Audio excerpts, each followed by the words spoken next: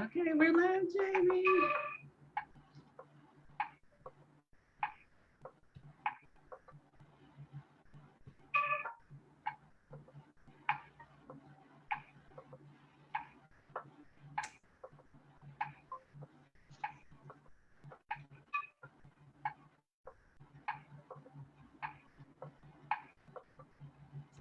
Oh, that's nice. Hi, everyone.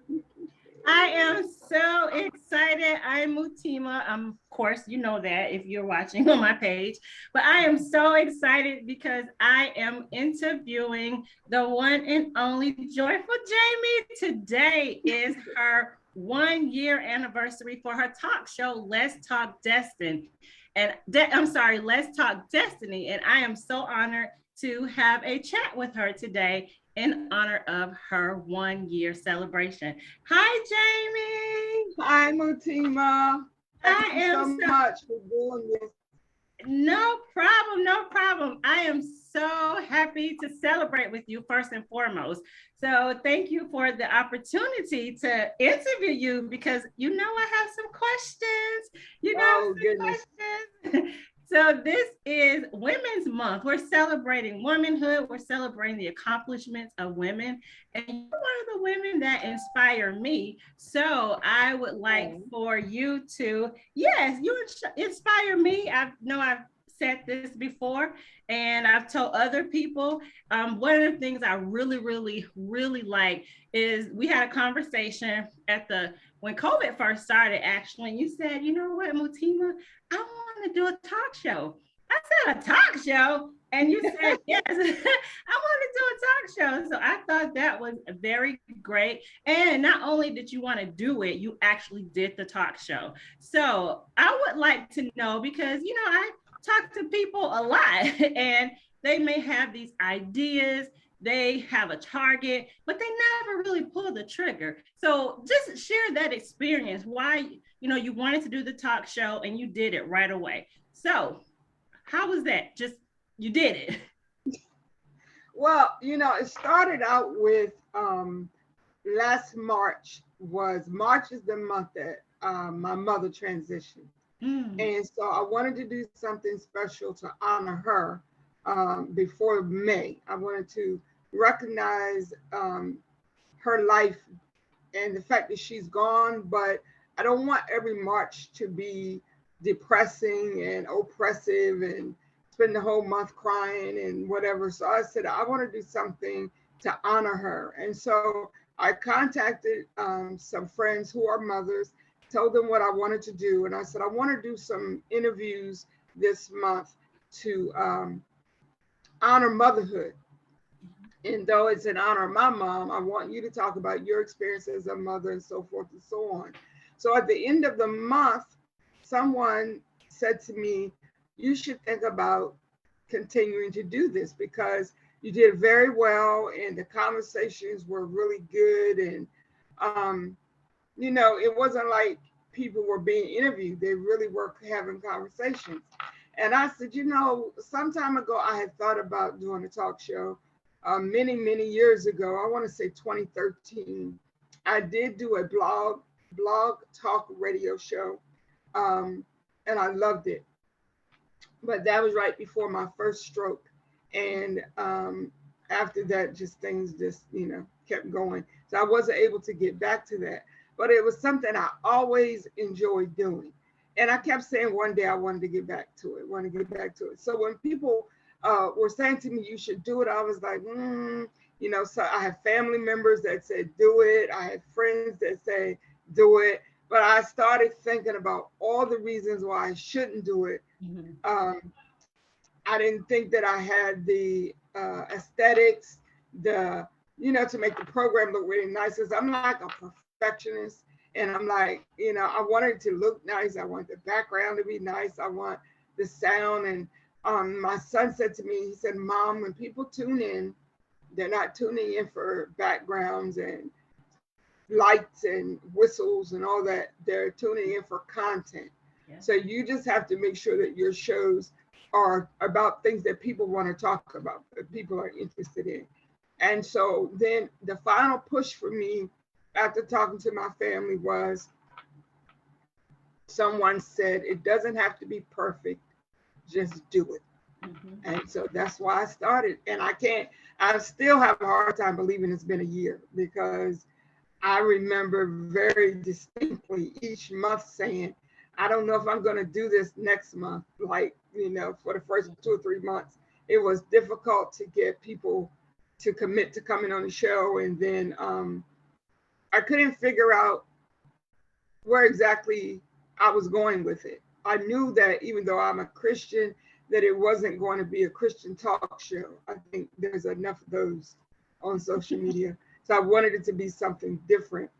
And then you, as a matter of fact, said to me one day that you nicknamed me the purpose advocate. And Yes. I was trying to figure out, okay, I just kind of laughed, but I couldn't figure out why you said that. And then it dawned on me that every show theme that I've done for the talk show, because every month I try to come up with a theme, it involves purpose. And Mhm. it really hit me that doing this talk show, Mutima, is a place where my passion and my purpose intersect. And that's why I'm really excited about it. I call it my little humble talk show, but I'm excited about it. I'm excited too. And it's interesting that you mentioned that you said that it's where your passion and your purpose kind of collide or intersect. Um, a lot of people don't realize those are two different things. Our passion, that's something that makes us feel really good. But our purpose, that's our why. That's why we are here. So when it can come together, I think that's a great thing. Now, I'm also a daughter of a mother who I lost my mother.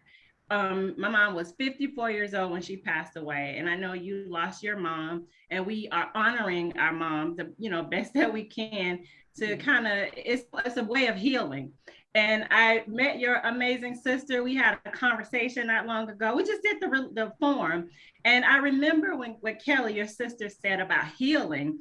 Sometimes I know when I was my mom's caregiver, and I would pray that God healed her. But I'm thinking that she'll be okay, she'll live, and everything will be okay. But it was very interesting when your sister said healing sometimes can mean, they transition. And I didn't ask you your thoughts about that, but how do you feel about that? Because that was so profound, and it really did make sense. And how do you feel about that? When our oldest sister died, um, she had been sick for many, many years, very sick. And several people were saying that they had been praying and God told them he was going to heal her and he was going to raise her up. And, I don't like spend a lot of time getting excited about everything that people say. Mm-hmm. Um, I've always been that way. But there are some people who I really, really have a lot of respect for.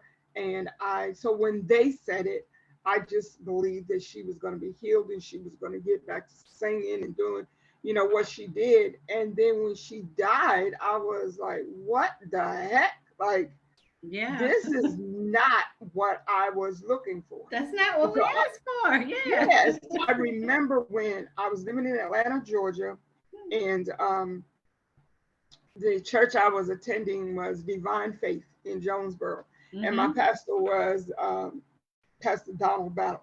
And so Pastor Battle had come up a couple weeks, maybe 3 weeks before my sister passed to minister for my dad's birthday. And he was one of those people that said that, God, he believed God was going to heal her. So when she died, I was like, I'm just confused. Like, what is going on here? So Mm-hmm. one Sunday I was in church and Pastor Battle called me up to the front of the church and he was praying for me and my son and whatever. And he said to me, he said, I asked God what happened with regard to your sister because I know I heard the Spirit say that he was going to heal her. Mm-hmm. And he said, the Spirit said to me, some things we won't understand until we get to the other side. So, in typical Jamie fashion, people in the church were clapping and screaming and hollering, yeah, whatever. And I Mm-hmm. just looked at him and I said, Pastor Battle, I'm not I don't mean any disrespect. And that may be fine for you, but that doesn't do anything for me. And he said to me, he said, well, this is one thing I know for sure. I know that you have a personal relationship with God. And I Mm-hmm. know that you can talk to him and you can hear him for yourself. So I'm going to suggest that when you go home tonight, that you just spend some quiet time in his presence and let him give you the answer that you need. And so when I went home that night, I was laying in the bed and I was crying as usual, missing my sister and what have you. And I just said, I just don't understand, like, what happened. People said you were going to heal her and you didn't heal her. And the Holy Spirit said to me, while I heard your prayers and the prayers of others, I also heard her prayer. Mm-hmm. And she wanted complete healing and unconditional love. And the level of healing that she needed can only be found in my presence. Wow. So I brought her home. And I cried, but this time it was like a release cry. Like, I got it. It made sense. Yeah. Um, and so I absolutely believe that we honor them by accepting that they're gone, but also accepting that they're still here. Yes. That when they left the physical realm, they didn't abandon us. I still see my sister sometimes in things that people say, especially her daughter, um, even songs that people sing. Like, and sometimes I literally, when I'm thinking about doing something, I can hear her voice say, you should do X, Y, Z. And so I am honored that I was raised to understand that the physical realm here is not the end. I like that. Thank you so much, Jamie. So I want to ask you about, because you are a advocate also for mothers, your organization, A Mother's Cry. And I'm gonna talk a little bit about Let's Talk Destiny also in honor of the anniversary. But as an advocate for mothers, how important is that for you? It's extremely important for me because every day I see situations, I hear about things where the lives of mothers are impacted. And I totally understand, you know, fathers, and I understand that. But in this moment, I'm thinking about the fact that, and especially with this being Women's History Month, I think about how important women are and Mhm. mothers specifically, because it is through mothers that life comes. Mhm. And so we give birth to life and we carry that life inside of us. Like my son and I were laughing the other day looking at baby Akil, who's gone home, praise the Lord. Um, Your grandbaby. oh, I love that little boy, but my gracious. He got to the point where I couldn't even go from one room to the other. He was just right behind me, following me. Um, but we were just looking at him doing his little thing, and my son said, he is a whole person. I said, yeah. He said, it's like amazing to think about a whole human being Yeah. is growing inside of your body. And so I think about the responsibility we have. One of the things that I say about mothers, and I've been trying to get this on a t-shirt for months. Hopefully I'll get it before this year is out. But and that thought came to my mind that when mothers cry, nations rise up. Mm. And when we see a mother responding to the death of her child or her child, we don't even have to know her. Like we may never have ever seen her in our life, but it's something inside of us that connects to that pain. And so as a mother, I feel a responsibility to be a voice Mm. for the children that can't talk and for the mothers that don't know how to use their voices. And Yeah. that's how I became an advocate for them. I love that. And you do a phenomenal, phenomenal job in advocating for mothers. So I do want to talk about Let's Talk Destiny, your talk show. Again, congratulations for reaching 1 year. Um, you've had a plethora of guests. A lot of them were authors. You've had different guests on your show. So tell us a little bit about like the process of finding guests for your show and how has that worked out for you? Mutima, I'm gonna be honest with you. When I first started this, I sat down and made this whole list of ways that I should reach out to people. Who should I reach out to? How should I reach out to them? And it didn't work because a majority of the people, well, I won't say a majority, but several people that I did reach out to, automatically just knowing they were just going to say, give me a date, they were like, no, for whatever reason. Some people said they're embarrassed to be um, like talking like you and I are talking now, which kind of threw me because some of these people are pastors. They're always speaking. Then some are authors or whatever. So um, I just started listening to the spirit, to be honest. And I'm not trying to be super deep because that is not me at all. Um, and when I say the spirit, I'm not talking about necessarily the Holy Spirit or anything related to religion. I'm just talking about the spirit that's within each of us. And so I started thinking about my purpose for wanting to invite people. And that started leading me to the people to invite. And then one day I thought about two of my favorite authors. There are several authors who I have invited who have said no. And then there are some that said sure. But these two ladies just threw me because I honestly did not think they were going to say yes. I'm going to tell you the truth. I kind of thought it was going to be like contact my agent, go through all that, whatever. And both of them immediately said, well, one of them said, I'm working on a deadline. Give me a couple months and then we're going to make it happen. And so I think there's a connection in the spirit realm, honestly, with these people that I'm inviting. And there are people I've invited who I don't have, like, we're not best buds or we're not whatever, but what they're doing, I felt needed some attention. I felt like we need to not be so selfish. If we see someone doing something and we can help promote them, I think that's what we should do. And so that's how I go about getting the guests. I just sit back and listen to what my spirit is saying to me. Great. That's great. So, Jami, I know that you have been very transparent about some of the health challenges that you faced.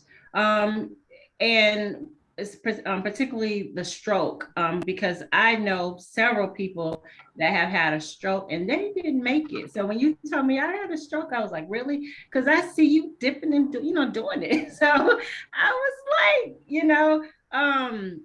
that's it's very serious obviously, but you have really overcame like a lot of the or you are, I know it's still a journey for you and you still kind of struggle through some of your health challenges, but to have survived that's amazing. So what did you do pre your stroke and pre your Let's Talk Destiny talk show host person? What did you do prior to that? It's funny. I'm glad you asked that question because I'm always joking with people saying I did have a life. Um, like you met me, after all the drama. But honestly, I did have a life. Like people that are always telling me you never go anywhere, you never do anything, you're always in the house. And I said, and that's because you knew me before and you could never imagine me just being housebound. Because before the stroke and the first spinal surgery, I traveled across the country. I did women workshops. Um, I did. I had authored some books, and I'd written some songs. I wrote some plays. I spoke at a lot of conferences. I traveled a lot. Did a lot of preaching. Um, and so when my parents died, my plan was to move back to Atlanta. Okay. Because when they left, I really felt like I didn't have any reason that I needed to be here. Um, and so that was my plan, to go back to Atlanta and to pursue my writing and, my singing and traveling and whatever, because I used to be able to sing also. Really? Um, Wait a minute. I didn't know that. Okay. Okay. Go ahead. not as good as you though, but I did used to be able to sing. I cannot sing, y'all, but I do have a microphone. I will sing though. Go ahead. And it's funny because when I was in the nursing home the first time, and sometimes I have to be reminded, and I'm glad you said that, how far I have come. Um, because sometimes it gets aggravating and frustrating because I still am limited. I can't just get up and go when I want to go, stuff like that. Um, but I remember lying in the nursing home and I was paralyzed and I couldn't speak. Um, and I heard the lady who was in charge of physical therapy say to one of the therapists, it's a shame that she's so young and she'll probably never be able to walk again or speak Wow. clearly. Mm. So I'm lying there, and my first thought was, I can't believe she said that where I could hear it. That's the first thing, because just because I can't talk doesn't mean I can't hear. Yeah. And the second thing was, she has no idea who I am, Yes. because I'll be darned if I'll be laying in this nursing home the rest of my life. And so I fought really, really hard to do the therapy, even though it hurt and I would cry. Um, but I was determined I was getting out of there. And so, even though I still have these challenges, there's the nerve damage, the nerve pain that never stops. My sister that I mentioned earlier that passed away, she used to say, I pray and ask God for a day when nothing hurts. Mm. And I was thinking to myself, there is no way you can hurt every day. I said, she must be in so much pain when she is in pain that she just thinks she's in pain all the time, because I just couldn't imagine that happening. Yeah. Now I know exactly what she meant. I have not had pain, been without pain since 2013.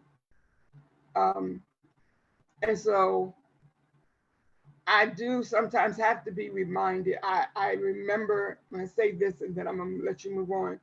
I remember being invited to go speak at a local shelter Mm. Mm-hmm. after, I don't know if it was the first surgery or the second. I think it was the second surgery. And when I walked in, there was a lady sitting in a wheelchair. And so as I began to talk and share my testimony and whatever, I noticed she was crying and her husband was, reaching over, rubbing her hand, and this, that, and other. But I didn't find out until after the program was over that she had had the same exact surgery that I had Wow. by the same surgeon. And she came out paralyzed from her neck down and she Wow. can't do anything. So I'm not sharing that to make her, to say, oh, I'm glad I'm just saying that sometimes I think we forget how blessed we are. Because I do also know people that have had strokes that still can't speak Mm-hmm. and still can't use maybe one side of their body or whatever. Mm-hmm. So I'm grateful. I am. Yes, yes, and you're right. My mom, she was paralyzed from a stroke. So I agree. We have to be thankful for. I try to be thankful for everything, even things that I consider not, you know, the greatest of things. But we do have to thank God for everything. So, um, I love the title of your talk show, Jamie. Let's talk destiny. It's funny because when I was younger, I don't have any children of my own. I always said if I ever had a daughter, I would name her Destiny. And when I married George, he had a daughter. Unfortunately, she passed away very tragically. So rest in peace, Destiny. So he had a daughter named was Destiny. I do love that name. So how did you decide to, or why did you decide on that name? It's funny. I have always liked that name, and I like the spelling of it that way. And so back in the day, it was the name that was on my specialized tag on my car, Mm, uh, Destiny. And okay. then I started a business called Destiny Enterprises, Okay. and I wanted to use it as an umbrella to do some things for my sons so they could have a business, have Mhm. their own businesses. But life happened and that didn't work out. But when I was talking to my eldest son about the idea of doing the talk show, and he was, encouraging me, and he's like, "Mom, you've been through some things, and you've come out, and so you can help walk people through some things. So don't be afraid to talk to people, and don't be afraid to ask the hard questions." Yeah. Um, and so we, decided, okay, I'm going to do it. I said, now I have to come up with a name. And I'm really honestly surprised he even remembered, because Mhm. at an early age, he hit the streets and, was consumed by life in the streets. I didn't even think he even remembered that name. But he Mhm. said, "Remember that business you had, Destiny Enterprises?" Mhm. I was like, "Yeah." He said, "Destiny would be a good name for your show." He said, "Let's talk destiny." He said, "Because that's what you're always talking about, is people fulfilling their destiny and their purpose." And that's how I came up with the name. I like it. I like it. I love it. Let's talk destiny. And it ties into like our purpose, our future. Jamie, in addition to you being, I mean, you're a nonprofit founder, you are a talk show host, and you're also, through your nonprofit, you are a social justice advocate.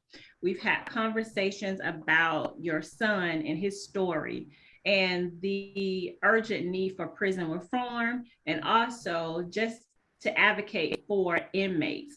Can you share a little bit about that and your son's story? I think is absolutely horrendous what happened to him, and the importance for people to kind of look outside of, because we see the people we think are criminals, but there are stories that are behind Absolutely. who we consider, who we view as criminals, and not everything is what it appears to be. So share a little bit about your role as a social justice advocate, and what are you doing to as far as your work towards prison reform?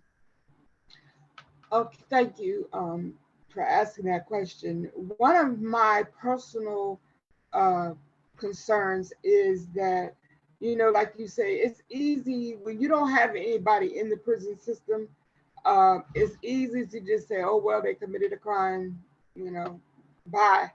Uh, but when you have someone in the prison system, you pay more attention. Mm-hmm. And the prison system in the United States is atrocious. Number one, we have more prisons than any country worldwide, and we have more people incarcerated right now worldwide. Um, and that says a lot about the prison industrial complex, where it's mainly a business. Yeah, it's a Prisons are a profit. Mm-hmm. multi-billion-dollar business. Mm-hmm. Um, and so that's where they go into these rural areas where there's like a bunch of farmland or whatever, and they put a prison there, and they get jobs for local people, and the judges and the police and everybody else in the system makes money off of these people. But then the people are forgotten about. And as a mother who is involved in not just with my son, but I pay attention to the system. I guess because I started because he was in there, but I read a lot of articles, I see a lot of stories, and when I look at the way that some of these prisons are run, Yeah. um, it's disgusting. Like they are uh, petri dishes of germs and bacteria. And when this pandemic first started, people, the COVID-19 cases were through the roof in these prisons, and people were just dying. I talked to people personally who had family members who were incarcerated. I talked to a lady whose husband was incarcerated in Delaware, and she said she would talk to him every couple of days or so. And a week had gone by, she hadn't heard from him, and she had also sent some money, and she hadn't heard anything, from him or whatever. And the day that she finally got somebody on the phone and like, what's going on with my husband, the response was, "Oh, we were going to call you. He's been in the infirmary. He passed yesterday from the COVID-19." Wow. Then I talked with people who were in cells, the size of your bathroom. There are two people in there, and one person is got all the symptoms: high fever, coughing, congestion, all that. The other person doesn't have it, but they're in there with them because let's just be realistic about it. The prisons were designed to be warehouses for humans. They could care less about your health care. So they weren't designed to barely take care of health care on a regular basis. Normally, much less when you have hundreds of people that come down with a deadly virus. They didn't know what to do with them. And so the sanitation leaves a lot to be desired. And so I just really pay attention more and more to, and I hear a lot of people saying, especially on social media, well, if they didn't commit a crime, they wouldn't be in jail. But it's like every day we see stories of people who are being set free after serving 20, 30, 40 years in prison. Then they find out, the person didn't do it, which I can't understand why it took that long to find out. But it's just a matter of throwing people away. My son was 25 years old, wow, when he was given a 50-year sentence for assault. Not attempted murder, not rape of a child, none of that. 25 year sentences for assault. That is atrocious. Not just because it's my son, but because it's just plain stupid to say to a 25-year-old, I have the power to decide your life is over. We're taking you off the street. We don't think you're beneficial to society. And so we're just done with you. So then at 25, they gave him 50 years. And because of the amount of time that he received, he's not eligible for any programs. So the whole rehabilitation thing, that's a bunch of crap. Yeah. Also, I remember when I was going to school to get my social work degree, I was doing my internship at a local prison. Well, actually, detention center here locally. And I had a conversation with the warden one day. And I said, do you think jails and prisons are for rehabilitation or punishment? And he said, oh, absolutely punishment. I could care less about people being rehabilitated. And so I said to him, so that's why you have such a high level of recidivism. And his response was, well, I call that job security. And he walked off. So, and we know he definitely is not the only person with that attitude. And so when you say to a person at 25, we don't really care what happens to you. We're not going to try to make you be better because, you probably ain't never going to get out of here anyway. It's sad. And so I talked to so many mothers who have children, males and females, that are in the system. And something has got to be done. This is just ridiculous. I agree. And I also agree. It's a billion-dollar industry. And we know that it's not equitable. It's not a fair system.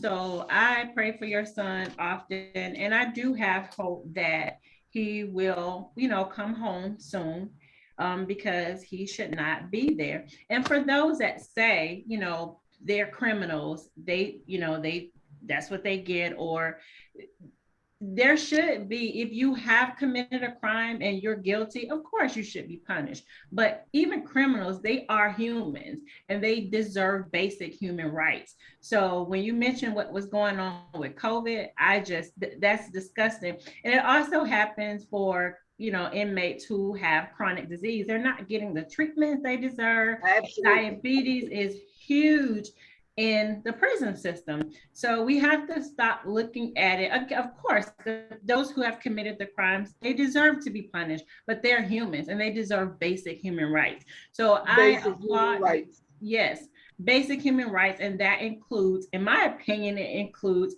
healthcare. They should, I'm Absolutely. not saying Absolutely. that you should set them free because they committed a crime. And some of the crimes are heinous. I get that. But again, they deserve basic human rights. So kudos to you. Much respect to you for advocating for all of the inmates, even the ones who may be guilty and they deserve to be condemned, but you have taken a stand to say they deserve to be treated as humans. So kudos to you for that. So I appreciate the opportunity to speak with you.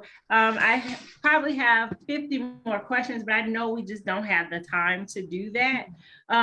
So I want to again congratulate you. But before we go, I don't want to end on this note. I want to ask you, because I have a question for you, because you have been a source of motivation. And I want to ask you, because of everything that you've gone through, you seem to have one of the things I think is very important, the principles of living, and that is an identity and understanding self-love.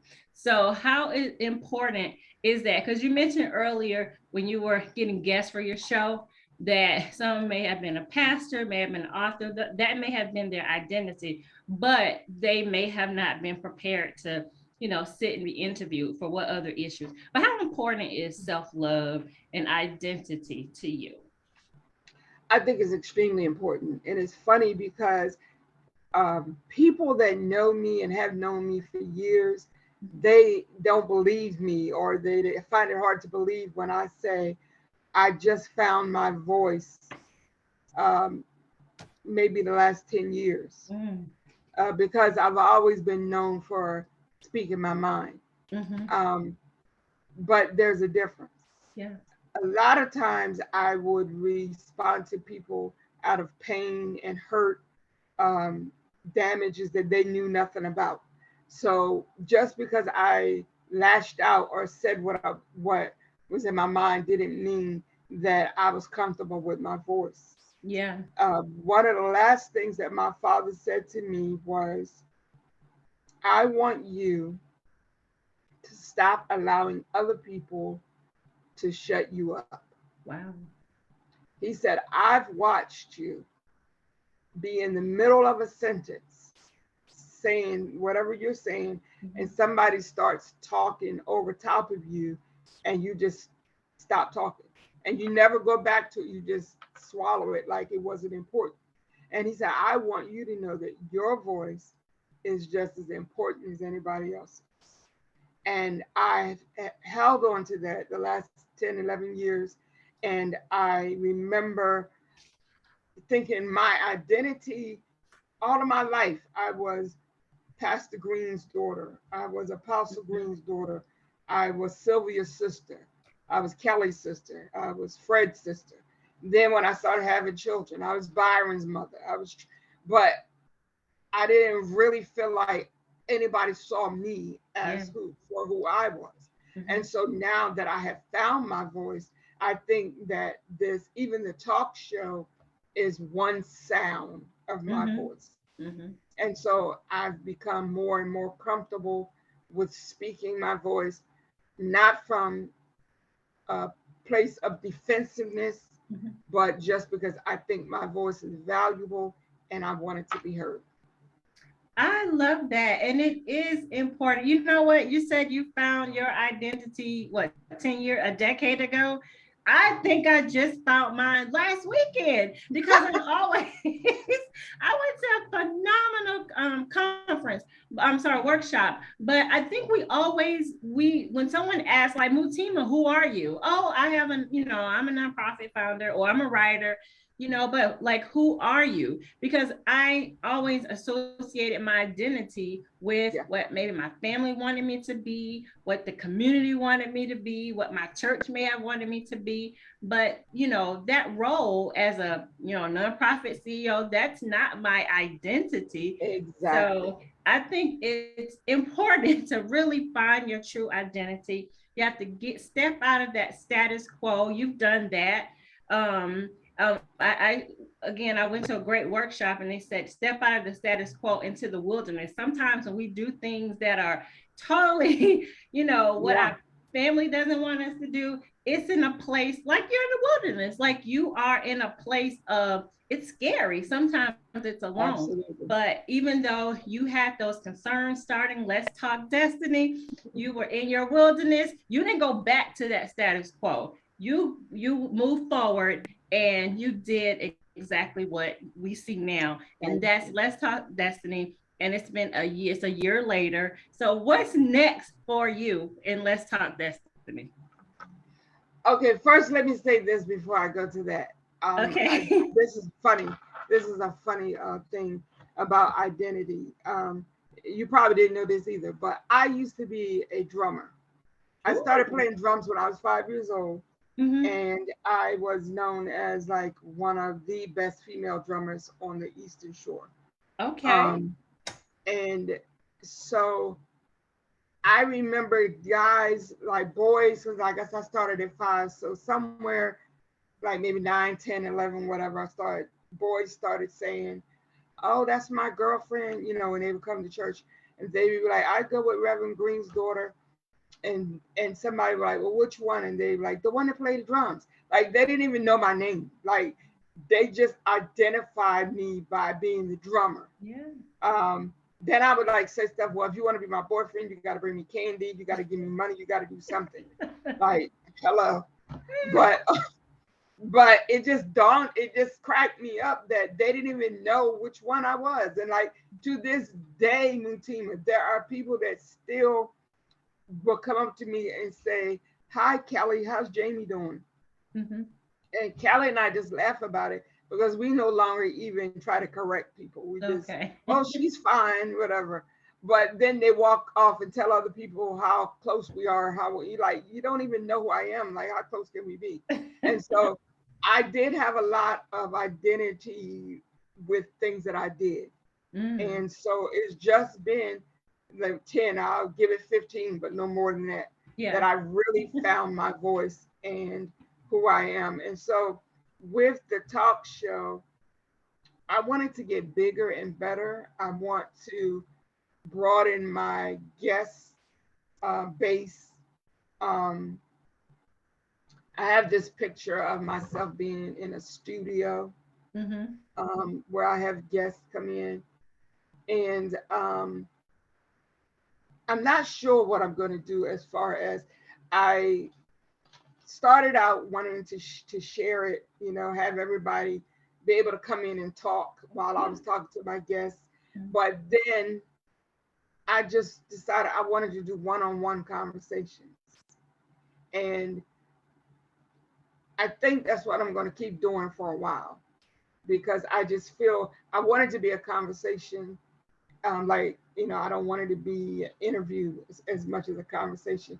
So I'm going to focus on that. And then, you know, we'll see. I mean, I'm not getting any younger, so it's not like a whole lot I'm going to be doing down the road. But I do, I would like to be able to have a studio Okay. and to up my game a little bit. Well, up your game, and I believe you'll have that studio if that's what you want. And Thank you. again, congratulations to your amazing talk show. I've enjoyed watching it. I am looking forward to watching more. I do have a favorite guest. I know you probably can't say if you have one, but I have one of my favorite guests is Miss Tina. Yes, that was a show. That was I tell you, that was one of the people that I really didn't expect to say yes, and she said yes immediately. Yeah. And then when she came on the show, she was a pistol, Amazing. and like definitely one of my favorite. I know I'm not supposed to say that, but she is. And this is gonna make you laugh. Before I go, I'm gonna tell you this. I hit her up about the anniversary and asked her would she be willing to come back for a few minutes, just for the congratulation. And she calls me on the phone. She said, I want to make sure I had the right person because I was going to text this, but I figure I better call first. She said, I'm going to tell you, like my mother told me years ago, if you do something for a Negro once, they're going to want you to keep doing it. Keep doing it over. I just cracked up laughing. So she was like, sure, I'll do it. Just give me a date. Yeah, she's definitely going to go down in history as one of the favorites. Yes, it was a fantastic show. So if you haven't seen that show or any of the shows, you can head over to YouTube. Let's Talk Destiny is on YouTube and watch the shows that have she's already recorded. It's some really, really great content. Again, I'm very proud of Jazzy Joyful Jami. I look forward to more shows in the future. Thank you all so much for tuning in. Those who will watch live, those who may watch later, and we'll try to upload the video to YouTube. So thank you so much, Jami, and much success, continued success to you. And I'm looking forward to more Let's Talk Destiny. Thank you so much, everyone, and have a wonderful day. Bye-bye. Bye-bye.